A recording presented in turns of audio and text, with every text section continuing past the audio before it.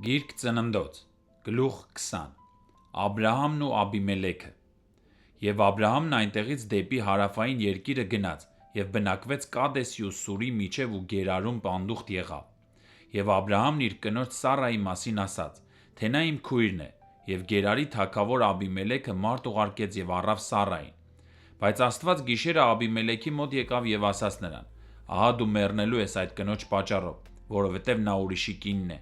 Բայց Աբիմելեքը նրան չէր մերձեցել և ասաց. «Տեր, մի՞թե արդար ազգին էլ կմեռցնես։ Մի՞թե ինքը չասաց ինձ, թե նա իմ քույրն է, իսկ սա էլ ասաց, թե նա իմ եղբայրն է։ Ես ուղիղ սրտով ու մաքուր ձեռքերով եմ արել դա»։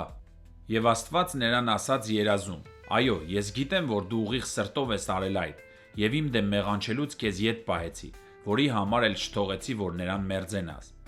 Եվ արդ վերադարձրու կնոջն իր ամուսնուն, որովհետև նա մարգարե է, և թող քեզ համար աղոթի, որ ապրես, և եթե դու դրան չվերադարձնես,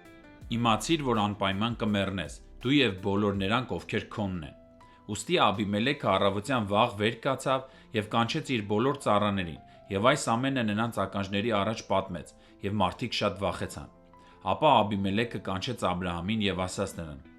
«Դու ի՞նչ ես արել մեզ, և ես քո դեմ ի՞նչ հանցանք եմ գործել, որ իմ վրա և իմ թագավորության վրա մեծ մեղք ես բերել, այնպիսի բաներ ես արել ինձ, որ ոչ ոք չէր անի»։ Եվ Աբիմելեքն ասաց Աբրահամին. «Ի՞նչ տեսար, որ արեցիր այս բանը»։ Եվ Աբրահամն ասաց. «Ես ասացի, թե իսկապես այստեղ Աստծո վախ չկա,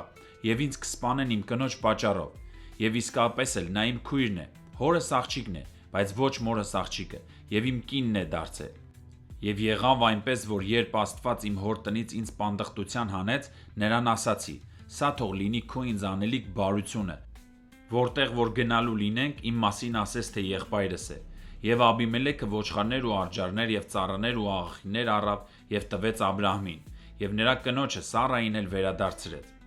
Եվ Աբիմելեքն ասաց. «Ահա իմ երկիրը քո առջև է, բնակվիր որտեղ որ քեզ հաճելի է»։ Եվ Սառային ասաց. «Ահա եղբորդ 1000 դրամ արծաթ տվեցի, ահա դա քեզ համար և բոլոր քեզ հետ եղողների ու ուրիշների համար աչքերի ծածկոց լինի»։